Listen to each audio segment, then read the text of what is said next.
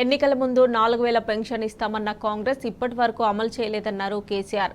అలవికాని హామీలిచ్చి అధికారంలోకి వచ్చిన కాంగ్రెస్ మోసం ఇప్పుడిప్పుడే ప్రజలకు అర్థమవుతోందన్నారు.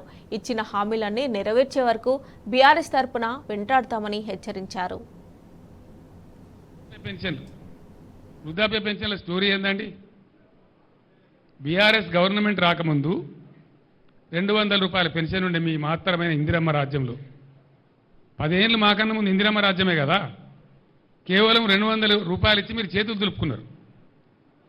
200 రూపాయలను మేము 2000 చేసినాం. అప్పుడు మేము ఏమనుకున్నాం, 2000 రూపాయలు భార్యాభర్తకి ఇద్దరికి ఇచ్చినా వచ్చేది 400, ఇంట్లో ముగ్గురికి ఇచ్చినా వచ్చేది 600. మనం 2000 చేసినాం కాబట్టి ఒకరికి ఇచ్చినా సరిపోద్దని మేము 2000 రూపాయలు ఇచ్చి ఒకరికి ఇచ్చినాం. ఎన్ని ఉన్నాయి వృద్ధాప్య పెన్షన్లు? దాదాపు 30 లక్షలున్నాయి. 30 లక్షల పెన్షన్లు ఉన్నాయి. మీరేం మాట ఇచ్చిండ్రు? మేము 2000 పెన్షన్ ఇస్తే మీరు 4000 రూపాయలు ఇస్తామని మాట్లాడిండ్రు. అంటే ఇంట్లో ఇద్దరికి ఇస్తామని చెప్పిండ్రు. ముసలమ్మ ముసలో ఉంటే వృద్ధులైతే ఇద్దరికి ఇస్తామని చెప్పిండ్రు. వాళ్ళు 30 లక్షల మంది ఉన్నారు. ఇప్పుడు అంటే మీరు ఎన్నిగా పెట్టిండ్రు? ప్రజలకు ఎంత ఎగనామం పెట్టిండ్రు? ఎంతమందికి నామం పెట్టిండ్రు? మీరు 30 లక్షల కుటుంబాలు మీరు ఎన్నిగా పెట్టిండ్రు?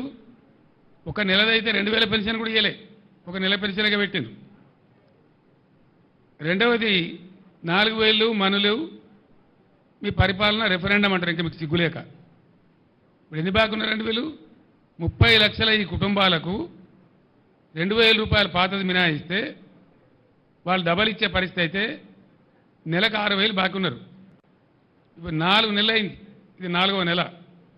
ప్రతి వృద్ధాప్య పెన్షన్ మీద ఇలా ఈ కాంగ్రెస్ ప్రభుత్వం పెట్టిన ఎగనామం 24,000 రూపాయలు. వాళ్ళ గట్టిగా మీరు కట్టించేదాకా మిమ్మల్ని వేటాడతాం.